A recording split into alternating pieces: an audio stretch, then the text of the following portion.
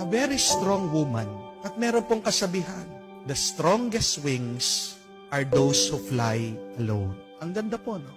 Mga pinakamalakas na pakpak, mga pinakamatayog lumipad ay yung mga mag-isa. When you are alone, God knows that you can do it. Bakit pinapabayaan ka ng Diyos sa mag-isa? Kasi alam niya kaya mo. Kasi alam niya malakas ka. Kasi alam niya ikaw lang sa iyong kakayahan magtatagumpay ka. Huwag kang mag-alala. Kahit na nahihirapan ka, nasasaktan ka, napapagod ka sa buhay, kung mag-isa ka, isang mabuting balita yan. Hindi ka papabayaan na mag-isa ng Diyos kung hindi naniniwala ang Diyos sa iyong kakayahan. Remember this, our pains teach us to be stronger. Our tears teach us to be braver. And our broken hearts teach us to be wiser.